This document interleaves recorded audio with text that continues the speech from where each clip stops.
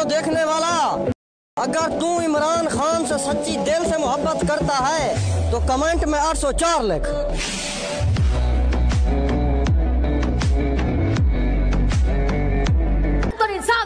वहाँ इंसाफ बिकना शुरू हो गया। जहाँ ऐवानों में अवामी नुमाइंदगी होनी थी वहाँ डाकुओं और माफियाज ने डेरे डाले। जहाँ अमन कायम होना था वहाँ बम धमाकों और लाशों ने ज़हनी सुकून बर्बाद कर दिया। तो फिर जनाबे वाला मैं कैसे कहूँ कि हमारा मुल्क जन्नत का गहवारा है। तकदीर को बदलना है, हमें इस मायूसी से निकलना होगा।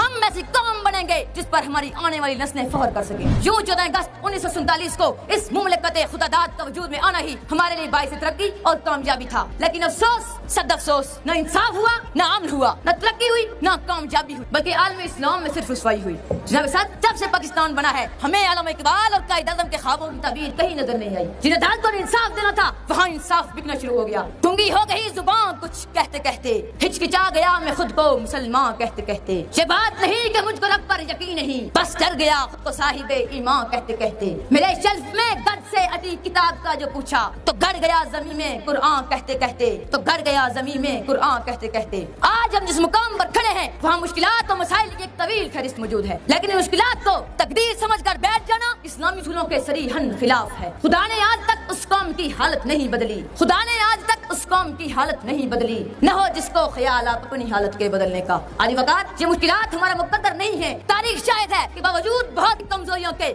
हम वो कौम है जिसने हमेशा मुश्किलात को शिकस्त दी है। हम आज भी पाकिस्तान को मुकाम दिला सकते हैं जिसका ख्वाब हमारे बुजुर्गों ने देखा था। वक्त करता है परवरिश बरसों, अदालतों ने इंसाफ देना था वहाँ इंसाफ बिकना शुरू हो गया। जहाँ ऐवानों में अवामी नुमाइंदगी होनी थी वहाँ डाकुओं और माफियाज ने डेरे डाले। जहाँ अमन कायम होना था वहाँ बम धमाकों और लाशों ने ज़हनी सुकून बर्बाद कर दिया। तो फिर जनाबे वाला मैं कैसे कहूँ कि हमारा मुल्क जन्नत का गहवारा है। तकदीर को बदलना है, हमें इस मायूसी से निकलना होगा। हम ऐसी कौम बनेंगे जिस पर हमारी आने वाली नस्लें फख्र कर सके। यूं 14 अगस्त 1947 को इस मुमलिकत खुदादाद का वजूद में आना ही हमारे लिए बाइस तरक्की और कामयाबी था। लेकिन अफसोस सद अफसोस, न इंसाफ हुआ, न अमन हुआ, न तरक्की हुई, न कामयाबी हुई, बल्कि आलम इस्लाम में सिर्फ रुसवाई हुई। जनाब साहब, जब से पाकिस्तान बना है हमें आलम इकबाल और कायद आज़म के ख्वाबों की ताबीर कहीं नजर नहीं आई। जिन्हें अदालतों ने इंसाफ देना था वहाँ इंसाफ बिकना शुरू हो गया। गूंगी हो गई जुबान कुछ कहते कहते, हिचकिचा गया मैं खुद को मुसलमान कहते कहते। ये बात नहीं कि मुझको रब पर यकीन नहीं, बस डर गया खुद को साहिबे ईमान कहते कहते।